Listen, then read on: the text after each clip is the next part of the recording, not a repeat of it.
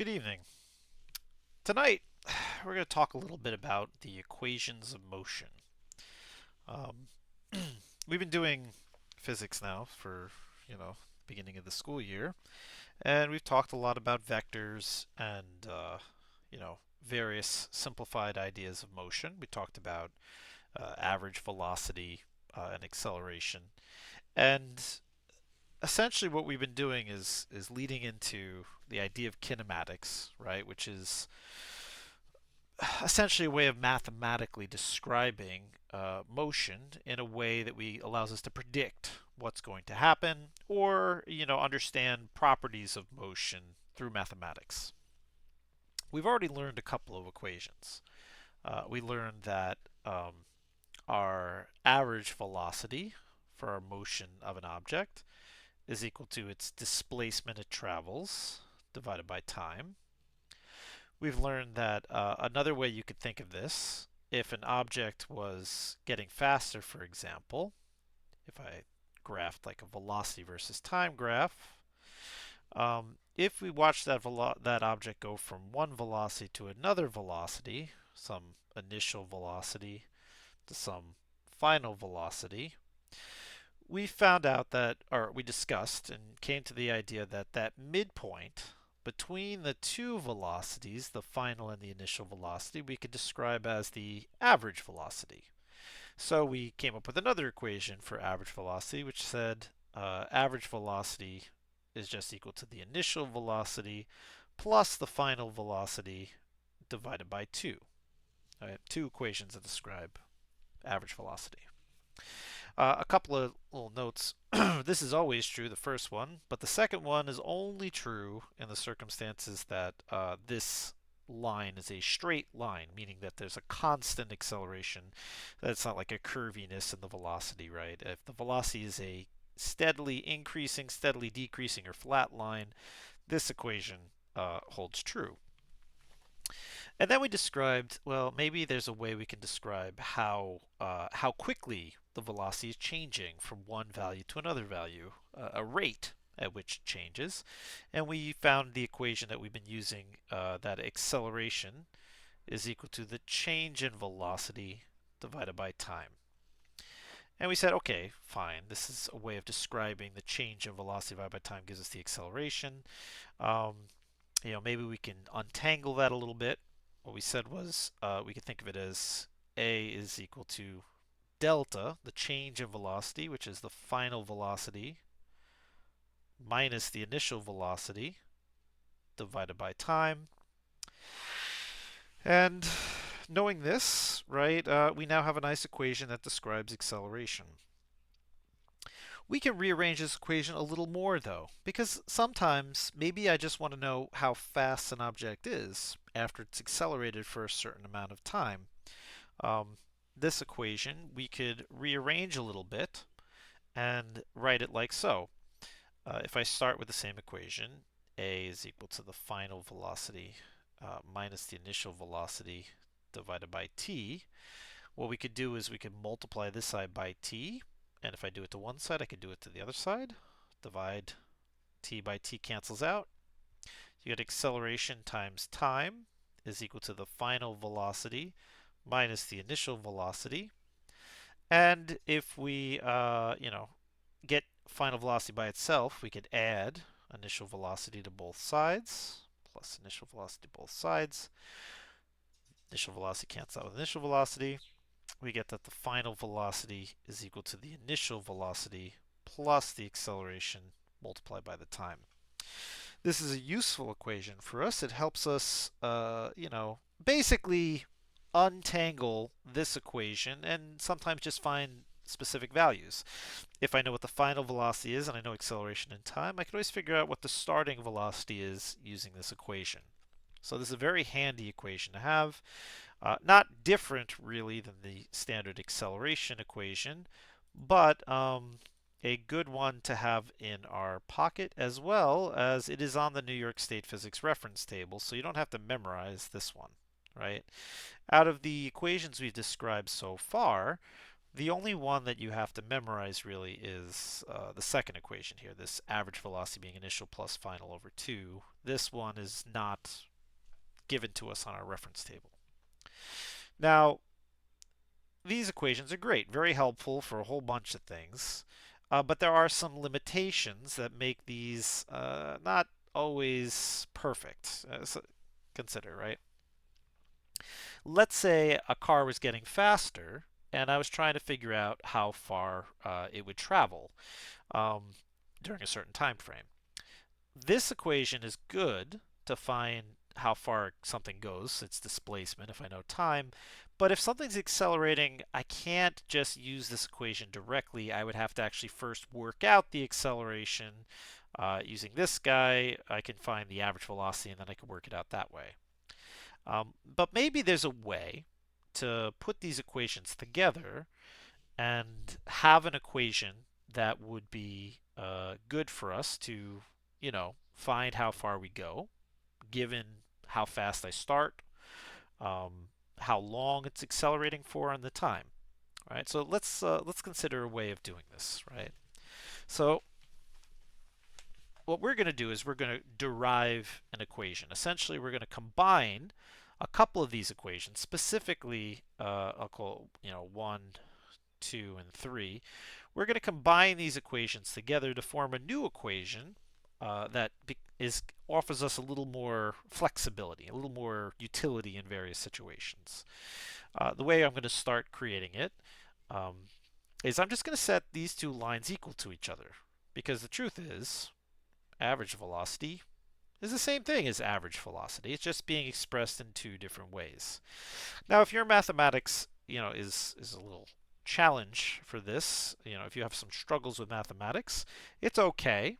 It's good to watch the process here, and then, if you struggle with it, just rewatch it a couple of times, look at the process, and it's a helpful process to follow through with if you really want to understand where the equations we use in physics come from, right? Now this is specifically not a calculus derivation. This is an algebraic derivation, but it's still valid under some specific conditions. If we assume that acceleration remains constant, some kind of a flat line, both equation 1 and equation 2 are true, right? So what I'm going to do is I'm going to replace. I'll use different colors, right? We're going to replace this guy over to here, and I'm going to replace uh, the other one, this guy, over to here. And so what do I get? I get d over t, the displacement divided by the time, is equal to the average velocity, initial velocity, plus the final velocity, divided by 2. All right, all I did was I just replaced, right? And from this, we can also add in acceleration. See, I can eliminate one of these two, right? Since I know final velocity is the same thing as the initial velocity plus acceleration multiplied by time, right? This section right here, this whole combination, is the same thing as the final velocity. So we can rewrite it so that, and all I'm going to do is I'm just going to swap out the final velocity, and I'm going to add in initial velocity, because you can see there's initial velocity here and there's initial velocity here. We're just going to put them all together. So we get d over t is equal to the initial velocity plus, now I'm just going to add in the vf, which is the same thing as vi plus at. So we write in vi plus at, and we divide it by 2. All I've done here is I've put in a little substitution, right?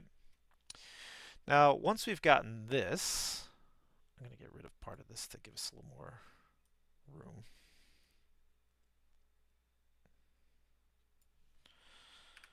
And we're going to move up this equation a little bit to give us a little more space, right? Pi. we can start isolating down to make it a simpler equation for d. For 1, I can combine vi plus vi, and I would get 2vi plus at all divided by 2 is equal to d over t. Right? That's a step 1. All I did was I just put in all this. I added vi plus vi. That's 2vi, right? Vi plus vi is 2vi plus at. Then I'm going to distribute this 2 to both terms, right? And what I mean is I'm going to divide this term by 2, and I'm going to divide the term over here by 2. And that'll give me d over t is equal to, well, 2 divided by 2 is just 1. So I get vi plus, and it's at divided by 2. At divided by 2 is the same thing as 1 half at, right? Because, right, if I took at over 2, that's the same thing as 1 half times at. Mathematically, no different. Once we got that, right, we can then get the t to the other side. We're going to multiply this side by t. We're going to multiply this side by t. Both sides multiply by t. The reason we do this is that if I take t and I divide it by t, t divided by t is just the number 1, cancels out, leaves us with d on the left-hand side.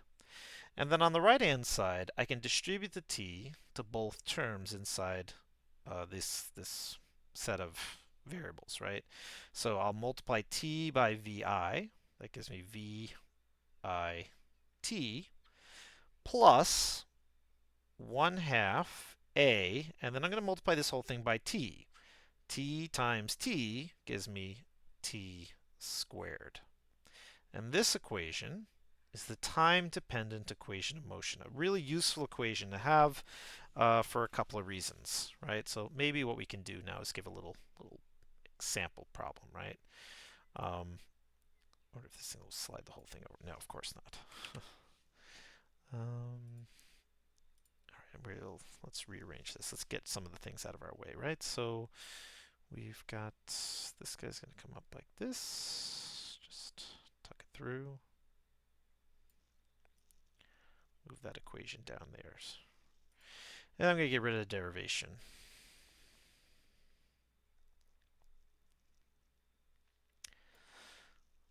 And you can always reverse the video and watch the derivation again. Let's give a practical example, right? Let's say, we have some kind of a box, right? A box that's sliding across a floor, right? And let's say that box is sliding, and it's got some initial velocity, right? Let's say the initial velocity is equal to, I don't know, let's say 10 meters per second, right? So let's say the box has some initial velocity of 10 meters per second, and it slides for, let's say, 5 seconds, right? So the box is sliding across the floor, and then it comes to a stop. And let's say that box stops, the t is equal to 5 seconds, right? And let's assume while it's stopping, it's got an acceleration, and we'll say the acceleration a is equal to, I don't know, we'll say negative 2 meters per second squared, right? Because, and that makes sense, right? Because every second it would lose 2 meters per second. So 2 times 5, we lose all of that 10 meters per second of velocity. So how far did the box travel during that time frame? Now we've used the average velocity method in the past, but let's use this equation to try to figure out how far this box would travel. So we would just use the equation below. The displacement of the box is going to be equal to the initial velocity of the box multiplied by the time plus 1 half the acceleration of the box times t squared.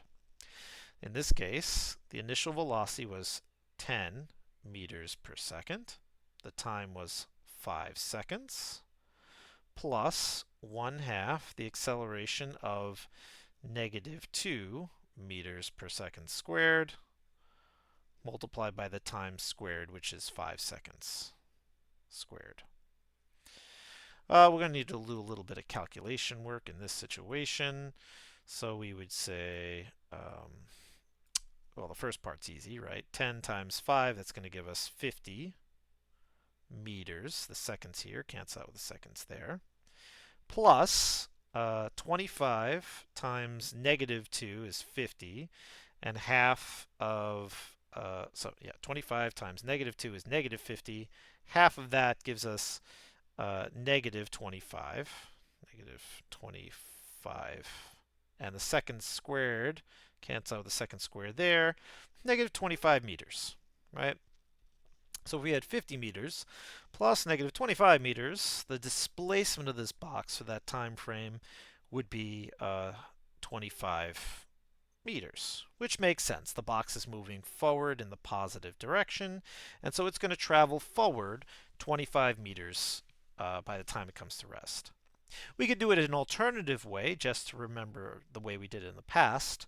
The average velocity in this time frame, if I started at 10 meters per second, and I go down to 0 meters per second,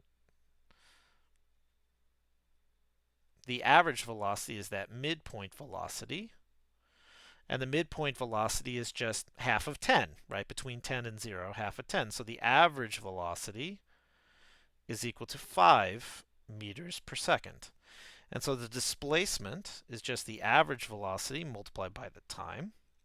In this case, average velocity is 5 meters per second. The time is 5 seconds. 5 times 5, 25 meters, right? So you can see the equation holds true, although the nice thing about this equation is I didn't have to try to figure out what the average velocity was. As long as I knew what the initial velocity was, I knew the time, I knew the acceleration, I could figure out how far the box travels. There's one last equation of motion that we have to be aware of. So let's take a look at that one.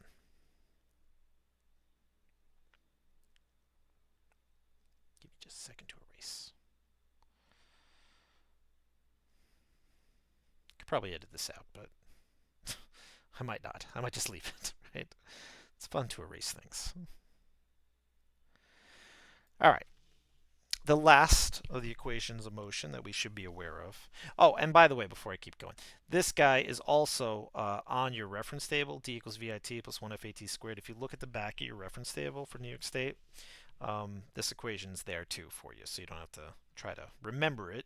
I mean, it's right there. So if you didn't understand how the derivation, was done, I do recommend studying it. But if you struggle with doing it, just remember you have the backup of having this equation on your reference table. It'll be there for you on the Regents.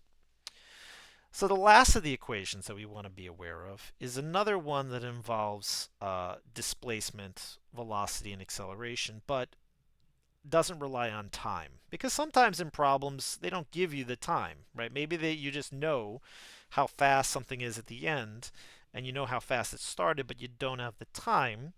Perhaps we could work out a way of figuring out how far something goes without time. And we're going to start the same way as I did before. I'm going to start with average velocity is equal to average velocity, right? And I'm just going to use my first two equations to start. So I would say d over t is equal to initial velocity plus the final velocity divided by 2, right? And what we would do in this situation is perhaps we can get d by itself. So I'm going to move t to the other side. I'm going to multiply both sides by t. I'm going to do it early this time, and you'll see why. T divided by t cancels out, so I get the displacement of the object is the initial velocity of the object plus the final velocity of the object divided by 2. Now t we can eliminate using this equation. Let's use the colors. Oh, look, a rainbow. So t, right, we can eliminate because there's a t right in here. and I'll use specifically this one because I think it's actually easier to work with right from the cuff here. I'm going to replace it, and I'll show you what I'm going to do. We're going to say, okay, if A is equal to the final velocity minus the initial velocity divided by final velocity minus the initial velocity divided by t, right? I can just swap the two variables. I can multiply both sides by t and divide both sides by a, and I would get t is equal to the final velocity minus the initial velocity divided by the acceleration. So all I'm really doing is just swapping the two variables, multiplying both sides by t, dividing both sides by a. And I'm going to take this whole chunk, right? I'm going to just take this whole bit, and we're just going to drop it in right here, because this is the same thing as t. Replacing it in, we get final velocity minus the initial velocity divided by a. Now what we have going on here now is essentially two products that we can multiply together, right? Two sets of variables, right? Now you might recognize this. Some x plus y times some x minus y. In mathematics, we call this the difference of two squares. And you could use the FOIL method if you like FOIL, but what you wind up with is d is equal to vf squared minus vi squared divided by 2 times a. Right? You can verify this by foiling it out, and this will show up. But it's a nice, easy way to get to it, right? And then usually what we do in this equation is we isolate the final velocity by itself. So the way to do that, step 1, I'm going to multiply this side by 2a. And if I multiply this side by 2a, I have to multiply the other side by 2a. So I get 2ad is equal to vf squared minus vi squared. And then we isolate vf squared by itself. Save that subtraction to the end. I'm going to add vi squared on this side. But if I add vi squared on this side, I have to add vi squared on that side. They cancel out. And then rearranging it a little bit, you get vf squared is equal to vi squared plus 2ad.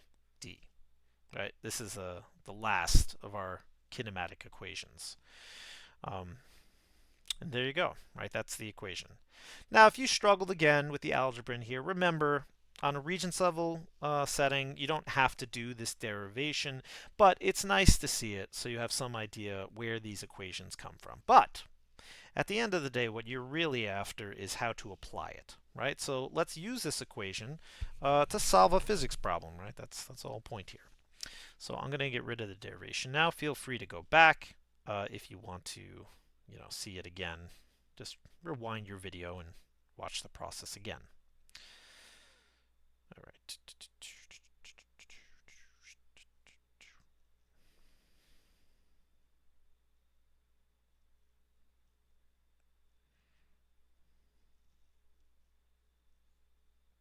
So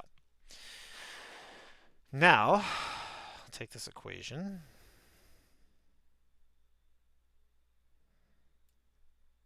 I'm going to move it up here.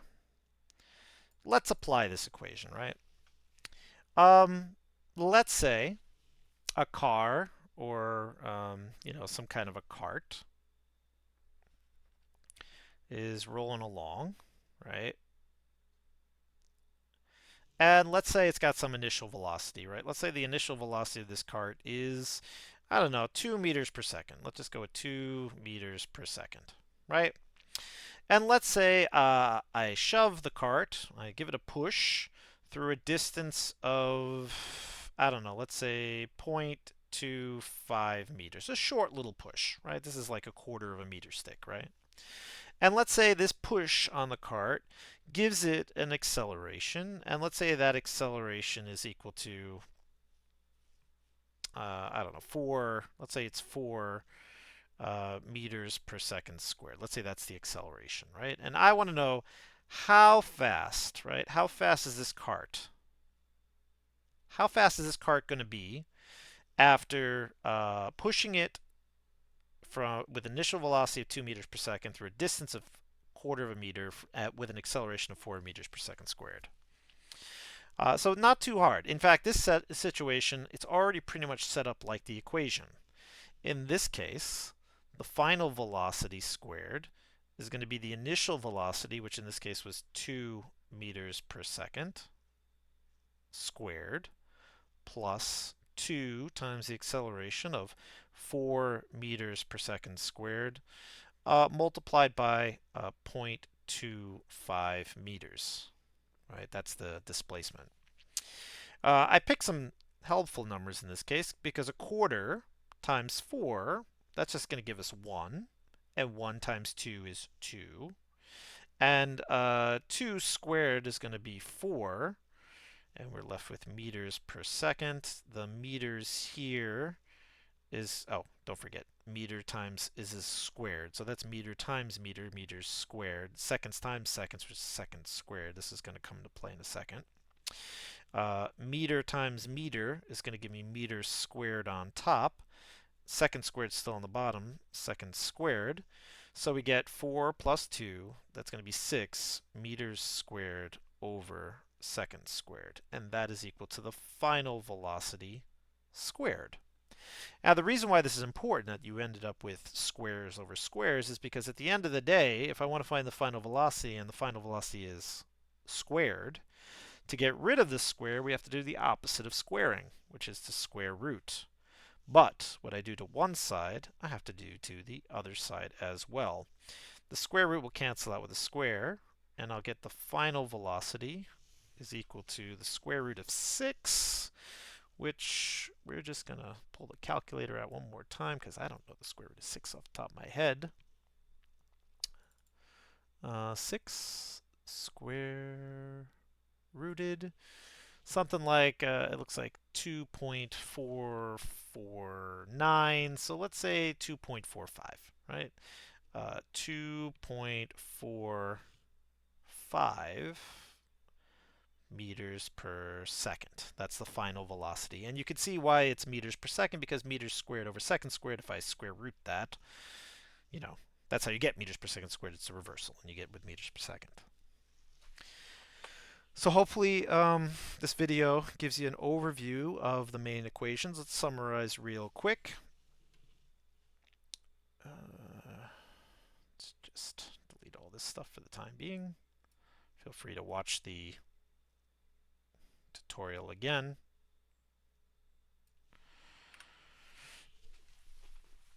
In a nutshell, what are our main equations of motion, the ones that you have to know and